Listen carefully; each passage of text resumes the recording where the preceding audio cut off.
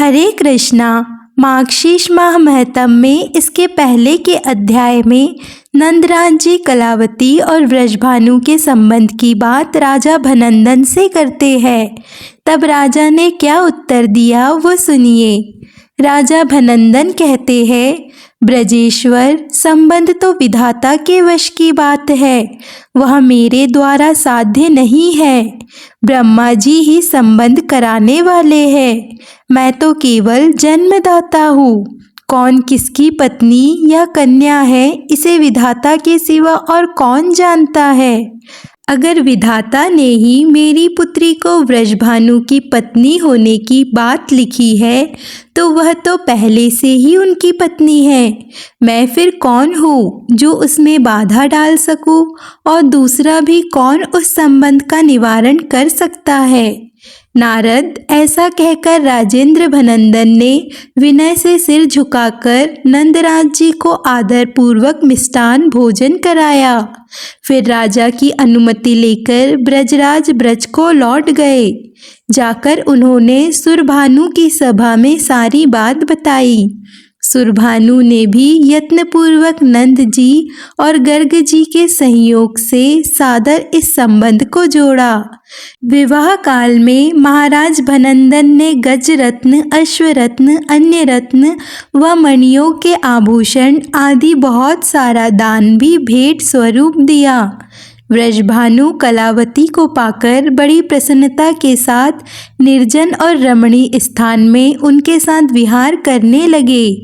कलावती एक पल भी विरह होने पर स्वामी के बिना व्याकुल हो जाती थी, और व्रजभानु भी एक क्षण के लिए भी कलावती से दूर होने पर बेचैन हो जाया करते थे।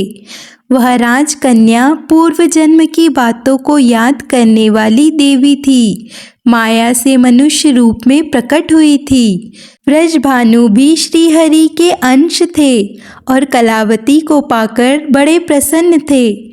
उन दोनों का प्रेम प्रतिदिन नया नया होकर बढ़ने लगा। लीलावश पूर्व काल में सुदामा के श्राप और श्री कृष्ण की आज्ञा से श्री कृष्ण प्राणाधिका उन दोनों की अयोनिजा पुत्री हुई। उनके दर्शन मात्र से ही वे दोनों दंपत्ति भवबंधन से मुक्त हो गए। हे नारद, इस प्रकार इतिहास कहा गया। अब जिसका प्रकरण चल रहा है वह प्रसंग भी सुनो। उक्त इतिहास पाप रूपी ईंधन को जलाने के लिए प्रज्वलित अग्नि की शिखा के समान है। शिल्प शिरोमणि विश्वकर्मा व्रजभानु के आश्रम पर जाकर वहां से अपने सेवक गण के साथ दूसरे स्थान पर चले गए। उन्होंने मन ही मन 1 कोस लंबे चौड़े एक मनोहर स्थान का विचार करके वहां महात्मा नंद के लिए आश्रम बनाना आरंभ कर दिया। बुद्धि से अनुमान करके उनके लिए सबसे विलक्षण भवन बनाया। वहाँ श्रेष्ठ भवन 4 गहरी खाइयों से घिरा हुआ था। शत्रुओं के लिए उसे लांघना बहुत कठिन था। उन चारों खाइयों में पत्थर जुड़े हुए थे। उन खाइयों के दोनों किनारों पर फूलों के बगीचे थे, जिसके कारण वे पुष्पों से सजी हुई जान पड़ती थी। नंद भवन का सुंदर तरीके से निर्माण करके विश्वकर्मा जी नगर में घूमने लगे।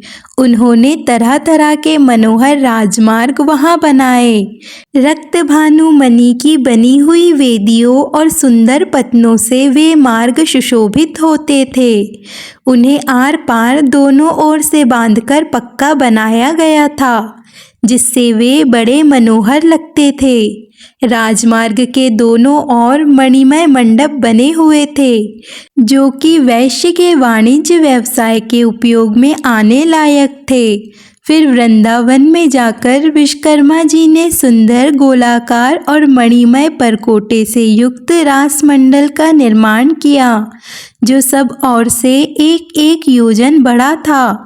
उसमें जगह जगह पर मणिमय वेदिकाएं बनी हुई थी।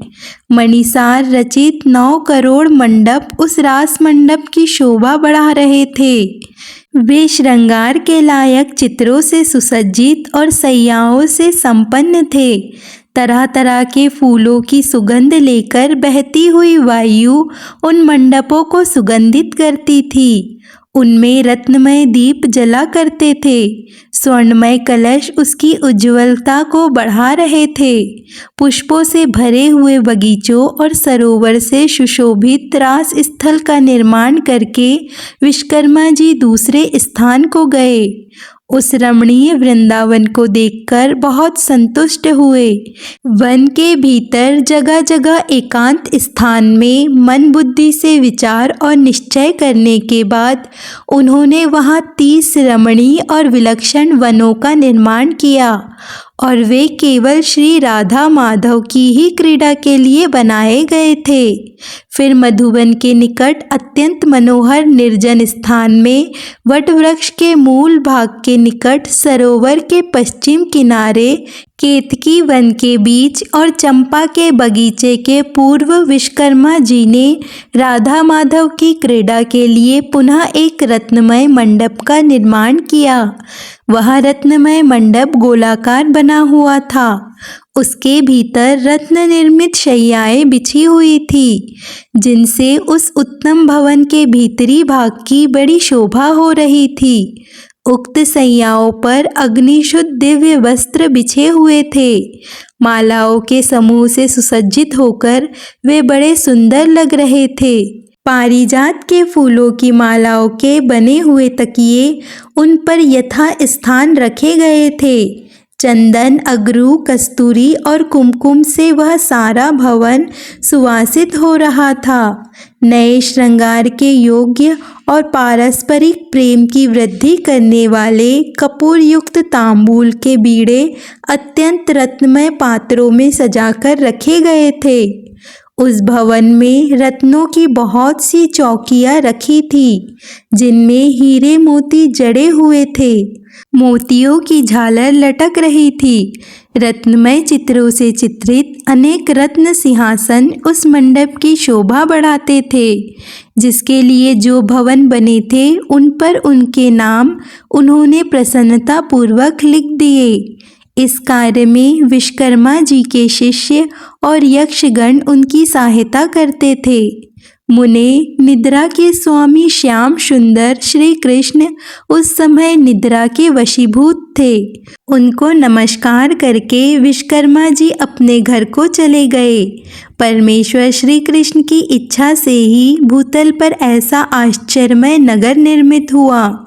इसी प्रकार मैंने श्रीहरि का सारा मंगलमय चरित्र कह सुनाया, जो सुखद और पापहारी है। अब तुम और क्या सुनना चाहते हो? नारद जी ने पूछा। भगवन, भारतवर्ष में इस कनन का नाम वृंदावन ही क्यों हुआ? इसकी संज्ञा क्या है? इसकी उत्पत्ति कैसे हुई? आप इस तत्व को समझाइए। श्री सूत जी कहते हैं, नारद जी का प्रश्न सुनकर नारायण ऋषि ने सानद हंसकर सारा ही पुरातन तत्व कहना आरंभ कर दिया। भगवान नारायण बोले, नारद, पहले सतयुग की बात है। राजा केदार 7 द्वीपों के अधिपति थे। हे ब्राह्मण, वे सदा सत्य धर्म में लीन रहते थे। अपनी पत्नियों और पुत्र पौत्र वर्ग के साथ सानंद जीवन बिताते थे। उन धार्मिक नरेश ने समस्त प्रजा का अपने पुत्र की तरह पालन किया। 100 यज्ञों का अनुष्ठान करके भी राजा केदार ने इंद्र का पद पाने की इच्छा कभी नहीं की। वे तरह तरह के पुण्य कर्म करके भी स्वयं उनका फल कभी नहीं चाहते थे। उनका सारा नित्य नैमित कर्म भगवान श्री कृष्ण की प्रीति के लिए ही हुआ करता था। केदार के समान राजाधिराज ना तो कोई पहले हुआ है और ना ही कभी कोई होगा। उन्होंने अपनी त्रिभुवन मोहिनी पत्नी और राज्य की रक्षा का भार अपने पुत्रों को सौंपकर जैगीषव मुनि के उपदेश से तपस्या के लिए वन को प्रस्थान किया। वे श्रीहरि के अनन्य भक्त थे, निरंतर उन्हीं के चरणों में लीन रहा करते थे। मुनि भगवान का सुदर्शन चक्र राजा की रक्षा के लिए सदा उन्हीं के पास रहता था। वे मुनि श्रेष्ठ नरेश चिरकाल तक तपस्या करके अंत में गोलोक को चले गए। उन्हीं के नाम से केदार तीर्थ प्रसिद्ध हुआ। अवश्य ही आज भी वहाँ मरे हुए प्राणी को तत्काल ही मुक्ति मिल जाती है। उनकी कन्या का नाम वृंदा था, जो लक्ष्मी जी की अंश थी। उस कन्या ने योग शास्त्र में निपुण होने के कारण किसी को अपना पति नहीं बनाया। दुर्वासा जी ने उसे दुर्लभ श्रीहरि का मंत्र दिया। वह घर छोड़कर तपस्या करने के लिए वन में चली गई। उसने 60,000 वर्षों तक निर्जन वन में कठिन तपस्या की। तब उसके सामने भगवान श्री कृष्ण प्रकट हुए और उन्होंने बड़े प्रसन्न मुख से कहा, देवी तुम कोई वर मांगो। वह सुंदर विग्रह वाले शांत स्वरूप राधिका कांत को देखकर सहसा बोल उठी कि आप ही मेरे पति हो जाओ। तब उन्होंने तथास्तु कहकर उसकी प्रार्थना स्वीकार कर ली। वह कौतूहलवश श्री कृष्ण के साथ गोलोक में गई और वहाँ राधा जी के समान श्रेष्ठ सौभाग्यशालिनी गोपी हो गई। वृंदा ने जहाँ तप किया था उस स्थान का नाम वृंदावन हुआ, अथवा वृंदा ने जहाँ क्रीड़ा की थी इसीलिए वह स्थान वृंदावन कहलाया। हे वत्स, अब दूसरा पुण्यदायक इतिहास भी सुनो, जिससे इस कानन का नाम वृंदावन पड़ा। वह प्रसंग मैं तुमसे कहता हूँ, ध्यान से सुनो।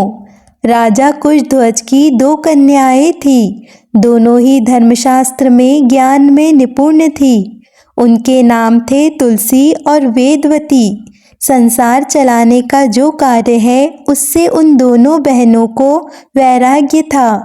उनमें से वेदवती ने तपस्या करके परम पुरुष नारायण जी को प्राप्त किया। वह जनक कन्या सीता जी के नाम से सर्वत्र विख्यात है। तुलसी जी ने तपस्या करके श्री हरि को पति के रूप में प्राप्त करने की इच्छा की, किंतु दैव्यवश दुर्वासा जी के श्राप से उसने शंखचूर्ण को प्राप्त कर लिया। फिर परम मनोहर कमलाकांत भगवान नारायण उसे प्राण वल्लभ के रूप में प्राप्त हुए। भगवान श्रीहरि के श्राप से देवेश्वरी तुलसी वृक्ष के रूप में प्रकट हुई और तुलसी जी के श्राप से श्रीहरि शालिग्राम शीला हो गए। उस शीला के वक्ष स्थल पर उस अवस्था में भी सुंदरी तुलसी निरंतर स्थित रहने लगी। मुने, तुलसी का सारा चरित्र तुमसे विस्तार पूर्वक कह चुका हूँ, इसीलिए यह प्रसंगवश पुनः उसकी कुछ चर्चा की गई। हे तपोधन, उस तुलसी की तपस्या का यह भी एक स्थान है, इसीलिए इसे मनीषी पुरुष वृंदावन कहते हैं। तुलसी और वृंदा समानार्थक शब्द है, इसीलिए मैं तुम्हें दूसरा उत्कृष्ट कारण भी बता रहा हूँ, जिससे भारतवर्ष का यह पुण्य क्षेत्र वृंदावन के नाम से प्रसिद्ध हुआ। राधा जी के 16 नामों में से एक नाम वृंदा भी है, जो श्रुति में सुना गया है। उन वृंदा नामधारिणी राधिका का वह रमणीय क्रीड़ावन है, इसीलिए इसे वृंदावन कहा गया है। पूर्व काल में श्री कृष्ण ने श्री राधा की प्रीति के लिए गोलोक में वृंदावन का निर्माण किया था। फिर धरती पर उनकी क्रीड़ा के लिए प्रकट हुआ। वह वन उस प्राचीन नाम से ही वृंदावन कहलाने लगा। नारद जी ने पूछा, हे जगतगुरु, श्री राधिका के 16 नाम कौन कौन से हैं? कृपया करके उन्हें बताइए। उन्हें सुनने के लिए मेरे मन में उत्कंठा है। मैंने सामदेव में वर्णित श्री राधा के सहस्त्र नाम सुने हैं, फिर भी इस समय आपके मुख से उनके 16 नामों को भी सुनना चाहता हूँ। हे मुनिवर, वे 16 नाम उन सहस्त्र नामों के ही अंतर्गत है या फिर उनसे अलग है? उन भक्त वांछित पुण्य स्वरूप नामों का मुझसे वर्णन कीजिए, साथ ही उन सब की उत्पत्ति के बारे में भी बताइए। हे जगत के आदि कारण जगत माता श्री राधा के उन सर्व दुर्लभ पावन नामों को मैं सुनना चाहता हूँ। श्री नारायण ने कहा, राधा, रासेश्वरी, रासवाहिनी, रसिकेश्वरी, कृष्ण प्राणदिका, कृष्ण प्रिया, कृष्ण स्वरूपिणी, कृष्ण वामांगभूता, परमानंद रूपिणी, कृष्णा, वृंदावनी, वृंदा, वृंदावन विनोदिनी, चंद्रवली, चंद्रकांता और शरद चंद्र प्रभानन, ये सारभूत 16 नाम उन सहस्त्र नामों के ही अंतर्गत है। राधा शब्द में ध का अर्थ है निर्वाण और र दानवाचक है। जो स्वयं निर्वाण अर्थात मोक्ष करने वाली है, वे ही राधा कही गई है। रासेश्वर की यह रासेश्वरी है, उनका रास मंडल में निवास है, इससे वे रासवासिनी कहलाती है। वे समस्त रसिक देवियों की परमेश्वरी है, इसीलिए पुरातन संत महात्मा उन्हें रसिकेश्वरी कहते हैं। परमात्मा श्री कृष्ण के लिए वे प्राणों से भी अधिक प्रियतमा है, अतः साक्षात श्री कृष्ण ने ही उन्हें कृष्ण प्राणदिका नाम दिया है। वे श्री कृष्ण की अत्यंत प्रिय कांता है, अथवा श्री कृष्ण ही सदा उन्हें प्रिय है, इसीलिए समस्त देवताओं ने उन्हें कृष्ण प्रिया कहा है। वे श्री कृष्ण रूप को लीला पूर्वक निकट लाने में समर्थ है और सभी अंशों में श्री कृष्ण के समान ही है, इसीलिए कृष्ण स्वरूपिणी कही गई है। परम सती श्री राधा श्री कृष्ण के आधे वामांग भाग से प्रकट हुई है, इसीलिए कृष्ण ने स्वयं ही उन्हें कृष्ण वामांगभूता कहा है। सती श्री राधा स्वयं परमानंद की मूर्तिमती राशि है, इसीलिए श्रुतों ने उन्हें परमानंद रूपिणी की संज्ञा दी है। कृष्ण शब्द मोक्ष का वाचक है, न उत्कृष्टता का बोधक है और आकार दाता के अर्थ में आता है। वे उत्कृष्ट मोक्ष की दात्री है, अर्थात मोक्ष प्रदान करने वाली है, इसीलिए कृष्णा कही गई है। वृंदावन उन्हीं का है, इसीलिए वे वृंदावनी भी कही गई है, अथवा वृंदावन की अधिदेवी होने के कारण उन्हें यह नाम प्राप्त हुआ। सखियों के समुदाय को वृंद कहते हैं और आकार सत्ता का वाचक है। उनके समूह की समूह सखियां है, इसीलिए वे वृंदा कही गई। उन्हें सदा वृंदावन में विनोद प्राप्त होता है, अतः वेद उनको वृंदावन विनोदिनी भी कहते हैं। वे सदा मुखचंद और नखचंद्र की पंक्ति से युक्त है, इस कारण श्री कृष्ण ने उन्हें चंद्रावली नाम दिया है। उनकी कांति दिन रात सदा ही चंद्रमा के समान बनी रहती है, इसीलिए श्री कृष्ण हर्षोल्लास के कारण उन्हें चंद्रकांता कहते हैं। उनके मुख पर दिन रात शरत काल के चंद्रमा की सी प्रभा फैली रहती है, इसीलिए मुनि मंडली ने उन्हें शरद चंद्र प्रभानन भी कहा है। यह अर्थ और व्याख्याओं सहित 16 नामावली कही गई, अर्थात श्री राधा के 16 नामों की व्याख्या की गई, जिसे नारायण ने अपने नाभि कमल पर विराजमान ब्रह्मा जी को दिया था। फिर ब्रह्मा जी ने पूर्व काल में मेरे पिता धर्मदेव को इस नामावली का उपदेश दिया। श्री राधा के प्रभाव की प्रस्तावना होने पर बड़े प्रसन्न मन से उन्होंने इन नामों की व्याख्या की थी। मुने, यह राधा जी का परम पुण्यमय स्तोत्र है, जिसे मैंने तुम्हें दिया। महामुने, जो वैष्णव ना हो और वैष्णव का निंदक हो, उसे इसका उपदेश कभी नहीं देना चाहिए। जो मनुष्य जीवन भर तीनों संध्याओं के समय इस स्तोत्र का पाठ करता है, उसकी यहाँ राधा माधव के चरण कमलों में भक्ति होती है।